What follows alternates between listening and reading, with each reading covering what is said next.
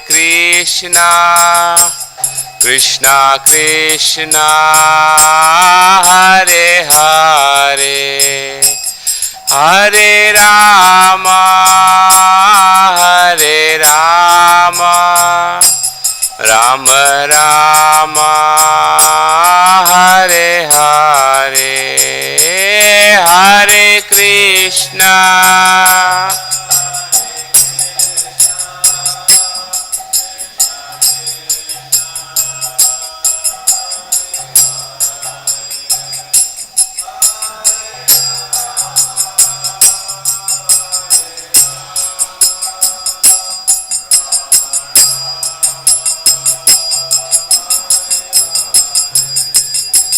Jaya Prabhupada Jaya Prabhupada Prabhupada Jaya Prabhupada Jaya Prabhupada Jaya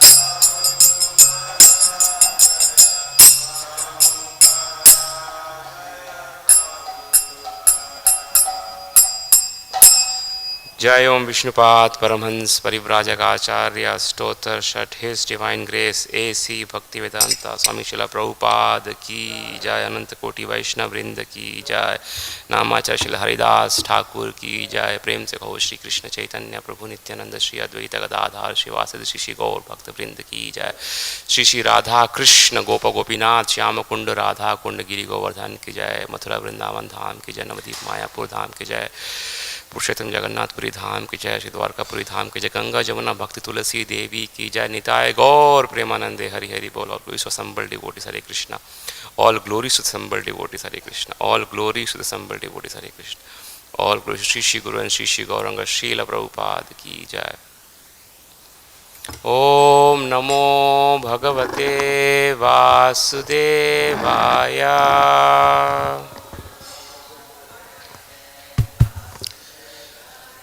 ओम नमो भगवते वासुदेवाय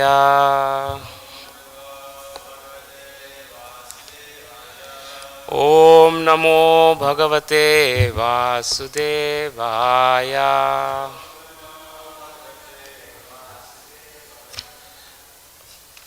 Reading from Srimad Bhagavatam, Canto 4, Chapter 7, entitled The Sacrifice Performed by Daksha, text 28.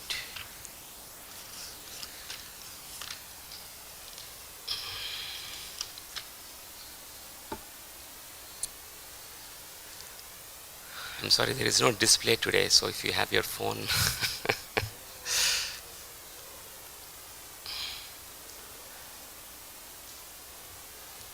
Anyways, can I get started?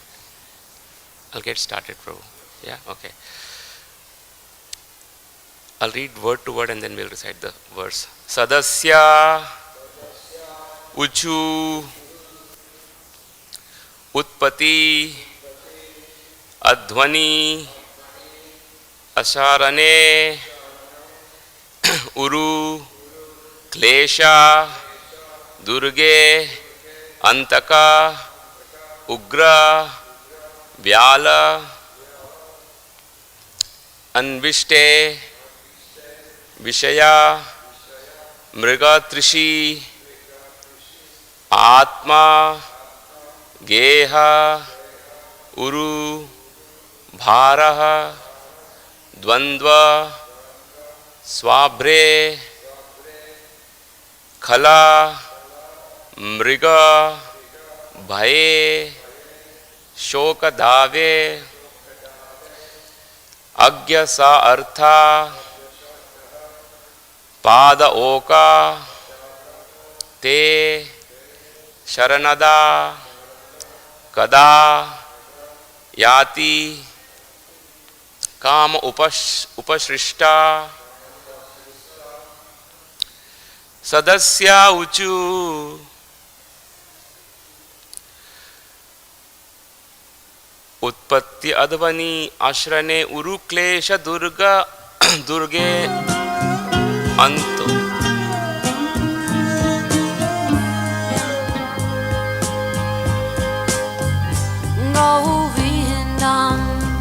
Adipurusham Tamaham bhajami Govindam Adipurusham Tamaham bhajami Govindam Adipurusham Tamaham bhajami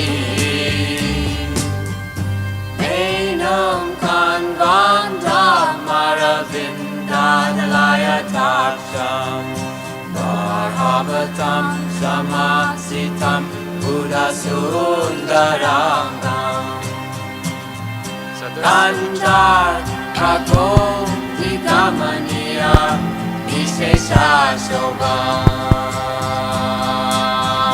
Govindam Adipurusham Tamaham bhajami Govindam Adipurusham Tamaham bhajami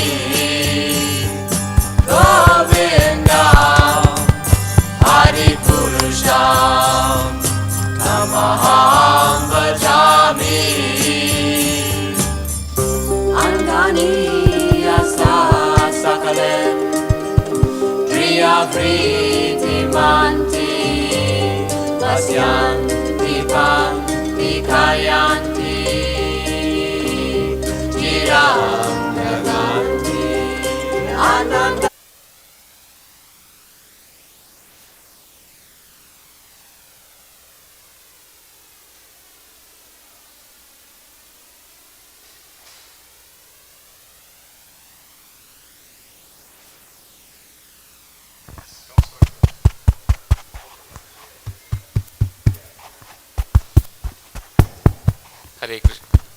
Hare Krishna.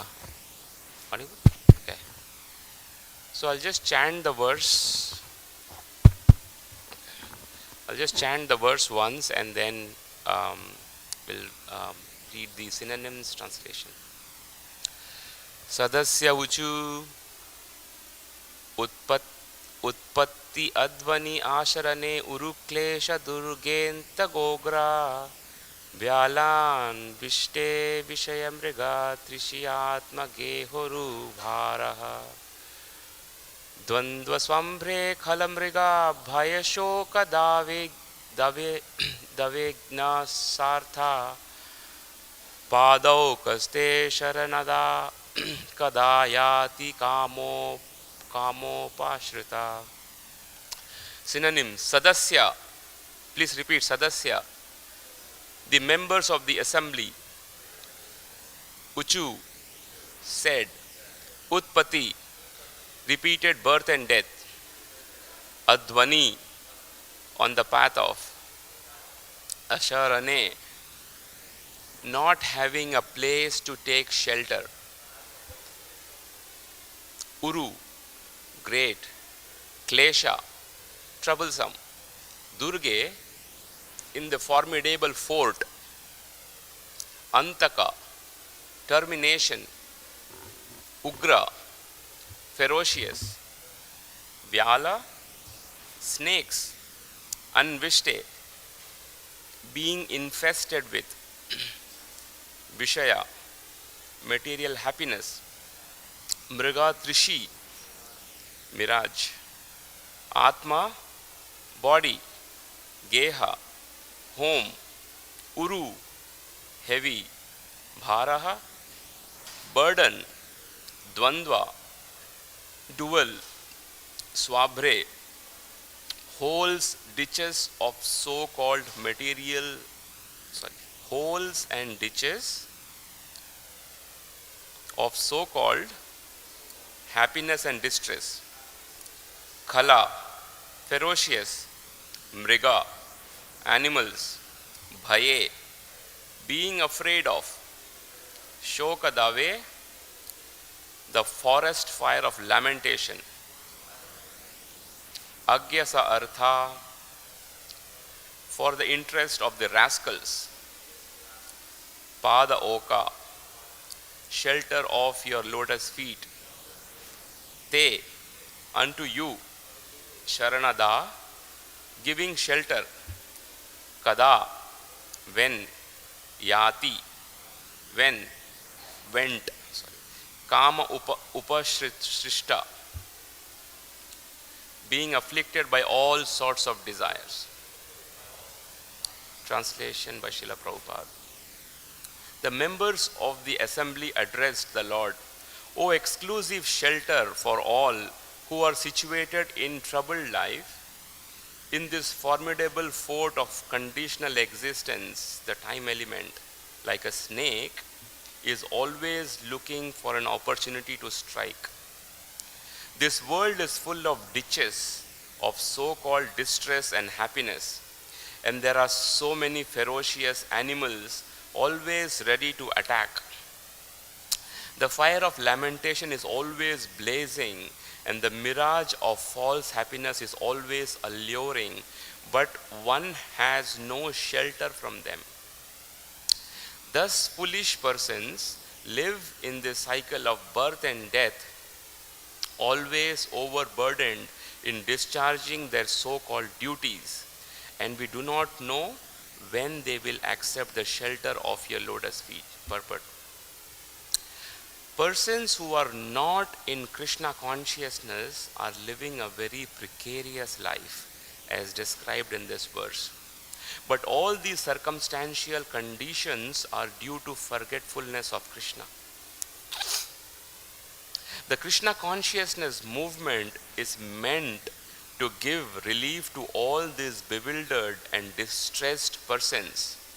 Therefore, it is the greatest relief work for all human society, and the workers thereof are the greatest well-wishers, for they follow in the footsteps of Lord Chaitanya, who is the greatest friend to all living entities. Translation. The members of the assembly address the Lord, O exclusive shelter for all who are situated in troubled life. In this formidable fort of conditional existence, the time element, like a snake, is always looking for an opportunity to strike.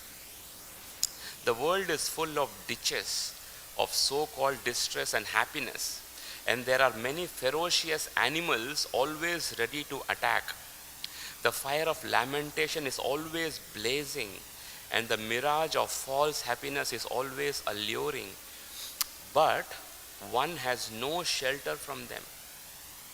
Thus, foolish persons living in the cycle of birth and death, always overburdened in discharging their so-called duties, and we do not know when they will accept the shelter of your lotus feet. So, here are series of verses offering gratitude and prayers to Vishnu, who very mercifully appeared when the sacrifice was performed properly by Daksha and their priests. Of course, I think there are many prayers in Bhagavatam in glorification of the Supreme Lord, describing His beauty, describing His mercy, so on and so forth. But in this particular verse, sadasyā ūcuḥ, the members of the assembly, they are actually taking a position of a person who is actually afflicted by the material miseries of the world. Why? Because Prabhupada says they are not in Krishna conscious. They live a very precarious life. Precarious means unpredictable. Anything can happen. Padam yat vipadam na tesham. Every step there is a vipadam. The calamity is just waiting to happen. So the example given in this is, there are many examples, but one of those which are actually often quoted is the example of Dhritarashtra. We know Dhritarashtra had many sons, and he was the one who was the brainchild behind all the, we can say, the master plan to annihilate Pandavas. So he was materially blind. He could not see from the birth. He was blind.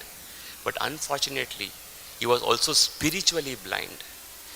Even after Vidura gave him the advice that you should not be, inflicting so much of pain and having so much of plan to drive them away, not even give them a piece of land as big as the tip of the needle. He was not ready to give even that much of land to the righteous, we can say, the Pandavas. So anyways, when Dhritarashtra was like, the war is over, he lost all his 100 sons. He also had one daughter, just for information. I think she was still alive because she didn't go to war. All his 100 sons wiped off. No kingdom, everything is gone. He is still alive. But then he was living in the care of Yudhishthir and Pandavas, who were actually, he inflicted so much of pain, but then he is now living in their own home and they were serving him. And when Vidura came back, because Vidura was kicked out by Duryodhan, get out of my palace because you are not my servant, you are actually serving Pandavas, because he is from inside, he is a devotee. And when after all his, we can say, yatra and hearing all the messages from Maitreya Muni, so we see in 3rd canto beginning how Vidura started hearing all the Bhagavatam teachings from Maitreya Muni, and after all of the teachings he heard, when he comes back again back to Hastinapur, he is seeing Dhritarashtra sitting there and just holding on to the life as if something very good will happen after he has lost everything. So he starts chastising him that what is that you are doing here? So he is actually telling him that you are living a life of a dog and you are surviving in whatever is being given to you by Bhima and Yudhishthir. You are still living here. It is very, very, we can say, you are living in darkness. So there, in fact, in one of the, I think this is the 13th chapter, when Vidura comes back, he says, you are living a life of a household dog. Literally he says that. And then he starts to describe him a story. He gives a story of a Brahmana from Mahabharata.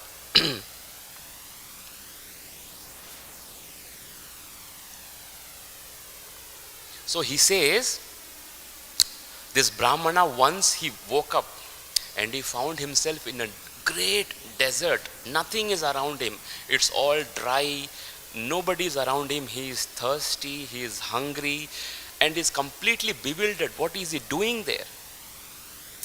And then he thought, okay, give me some comfort. Let me find some water, food, so that I can feel little better.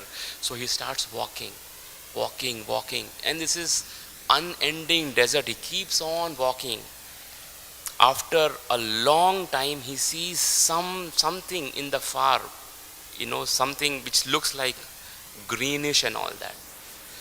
And, it's not a mirage, as Prabhupada says here in the translation. Mirage of false happiness. So he walks towards that greenish place. As he gets closer, he realizes there is a forest, huge forest there. Now he thinks, okay, let me get into the forest, because forest may have water, some fruits. I will go there and feel very comfortable. At least better than this dry, completely, what is that, deserted forest. Nobody is there. So he gets closer. But as he gets closer, a great disappointment hits him. That between him and the forest is a very huge wall surrounding the forest. And then now he is thinking, how can he get inside the forest? So he tells himself, maybe there are some gates around it. Let me go and find gates. So he keeps on walking around the wall. But the wall is not ending. The wall is unending. It keeps on going. There is no end. Then he stops. Then he said, the only way I can go inside, I have to climb the wall. But the wall is very high. Somehow or the other, like a cat, he climbs there. And finally he gets on the wall. And then he realizes, I have two options. One is go back to the desert or get into the forest. I have no other option. But the catch is, if he gets into the forest, it is only one way. He can get in, but he cannot come out because the wall is so steep. He cannot, once he gets into the forest, he cannot come back. He thinks, what should I do? He somehow thinks, anyways, I'm not getting any water, no food is here, let me jump into the forest, let me see what is there. There should be something. He's hopeful. He jumps into the dark forest. And then the moment he comes, okay, it is a little bit of shade, he sees maybe some fruits, he's becoming now a little bit attracted to that. But then very soon he realizes it's not very happy place because mosquitoes are biting him. It was a very dense forest. Then he starts moving away. And then when he starts moving, he sees animals. Bears are there, they're very hungry. The bears started chasing him. Then there are tigers. Tigers are also very hungry. The tiger starts chasing them. And there are foxes. The fox is also very, very hungry. The fox also starts chasing him. The tigers, fox, everything, every animal is now chasing him. He starts to run now because he cannot stand. If he stands, he's going to be eaten. But then the forest is also not a very easy place to run. There are bushes, there are vines, there are huge trees, roots, and there are dry leaves. It is slippery and watery and all that. But somehow he starts running. But then the animals are also chasing him and they keep on biting him. And when they bite, then he starts running even faster because I have to run even faster because if I'm slowed down, I'll be gone, I'll be eaten. So he starts running and slowly he becomes very, very exhausted. Finally, when he's running, there are vines coming from the very strong vines coming from the trees. His leg becomes entangled and he falls down. And the moment he falls down, he is completely now like shivering because he knows I'm not moving, the animals are going to come and eat him. But then he opens his eyes, nothing is happening, animals are not coming to him, what's happening? Then he realizes that he's actually fallen into a deep ditch, blind well. His leg is hanging from the vine, he's hanging upside down. And because he is in a well, the animals cannot come in because they will fall into the ditch. They are in the edge of the well and they are like opening their mouth. When is that I'm going to catch him and eat him? So he is in the center of the ditch and the animals are all around him just waiting for an opportunity to just eat him. So then he's thinking, what should I do? Then he is thinking, now let me somehow or the other catch hold of the vine and let me get up the tree. At least I can get onto the tree and from there I can go somewhere. But then he's seeing on the tree there are rats, big rats are there. And there are white rats and black rats. And the black rats are, they're nibbling the vines, like the nature of the rats. They keep on eating. They're nibbling the vine. And once the black rat is tired, the white rats are nibbling the vine. So they take turns, black rats and then the white rats. They on turn, basically the vine is getting thinner and thinner. And the moment it comes to a point, it is going to give off and is going to fall into the ditch. He is going to fall. But then he's seeing, if he falls on the ditch, there is no water there. If it is water, there is some scope, he can still have a cushion, he may survive. But there are huge rocks there. And if he falls, there is a huge python there, snake, waiting to devour him the moment he falls. And that's what Prabhupada says here, like a snake of death to devour him. He's in a very, very miserable situation. He has no scope. And then when he is trying to wiggle his body somehow to get up the vine, there is a big beehive in the tree. And the moment he is wiggling, the bees are coming and stinging him from all around. He is getting stinged from every portion. So there are beehives, the bees are biting him, the rats are nibbling the vines, there are animals around him, ferocious animals waiting for him to just, an opportunity, and there's a big python there, just waiting for him. A moment he comes in, he's gone. So it's a very, very miserable situation. But then Vidura tells Dhritarashtra, look very carefully at that person. He is smiling. Dhritarashtra says, how come he can smile in such a miserable situation? He cannot smile. Vidura is saying, look very carefully. He is smiling. Why is he smiling? Vidura is telling, look very carefully. From the beehive, once in a while falls a small drop of honey, and it falls on his mouth. And when he gets into his mouth, he feels that taste. Oh, this is so nice. When is that next honey drop coming and falling on my mouth? He's just waiting for that. And in that expectation, he's forgetting all the miseries which is surrounding him. The python, the nibbling of his wine by the rats, the stinging of the bees. He's forgetting. Why? Because of the little sense gratification he's expecting from that. That is what has kept him going, and he's happy just from that little bit of material happiness. Okay, Dhritarashtra is saying, what is the point of this story? Vidura is saying, this is the story of a jiva in the material life. Even though he is surrounded by all these miseries, but he is still getting that hope that with that one drop of honey I can enjoy. So even though Dhritarashtra lost everything, he is just this far from his death, but is still holding on to whatever is remaining. Let me stay in this palace and get a nice food, get nice comfort, and I can stay here. And that's when Dhritarashtra realizes, this is my story, which Vidura is telling to me indirectly. The point is, after hearing this story, Dhritarashtra's eyes opened. He quits home and he goes to the forest. Based on the teachings from Vidura, he gets completely detached, and then he performs Ashtanga yoga, and there's a story in Bhagavatam how he gets liberated.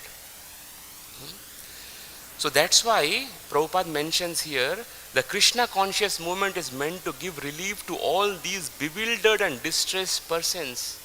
Why? Because they are followers of Lord Chaitanya, who is the most merciful of all. Namo Mahavadanyaya. He is the most merciful. No other incarnation is not even incarnation. He is Avatari. He is Krishna himself. He is the most merciful.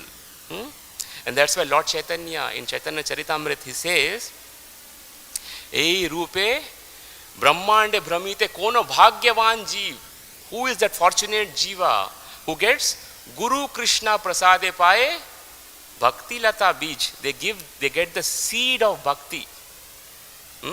So that seed of bhakti, somehow Dhritarashtra got that mercy, and then he perfects his life from there. Similarly, we see the example of Prahlad Maharaj. He got the seed of bhakti in his womb, in the womb of his mother. So the point is, whenever we get the seed of bhakti, you are old, you are young, it is a great arisement, it is a great arise of fortune. The fortune arises then. Kono bhagyavan jeev. Until then, there is no fortune. People can think I am rich, I am intelligent, I am beautiful, but that's not the real fortune. The real fortune arises when the Bhakti Lata Bij, through the teachings of a Vaishnava, gets into the heart, and that slowly sprouts from a beach to a small plant, and then to a full-blown tree of prema. Of course, one can say that from the teachings we can also get artha, dharma and kama and moksha, but Bhagavatam is not teaching that. Bhagavatam is completely rejecting it. All this is kaitava dharma, cheating religion, and it kicks off all this religion which actually gives you artha, dharma, and even a moksha is not required. And that's why Mahaprabhu says the fifth purushartha is prema. That is the highest goal. Dharma, artha, kama and moksha are okay, but the best is prema. And that's what Srimad Bhagavatam is teaching through its teachings, that getting the prema for the Supreme Lord is the highest purushartha. But that is not the only end. Bhagavatam is not just giving the prema for Supreme Lord, but it's actually giving prema for Krishna, who is the highest form of spiritual Supreme Lord. Swayam Bhagavan. That is the purpose of the whole Bhagavatam, to establish that Krishna is Swayam Bhagavan. Etecha amsa kala-pumsa Krishnastu Bhagavan Swayam Indrari Vyakulam Lokam Mradayanti Yuge Yuge. That to establish Krishna as the highest form of worship is the ultimate goal of Srimad Bhagavatam, through the teachings provided by Bhagavatam and through acharyas. So as we see that these teachings are coming from spiritual master.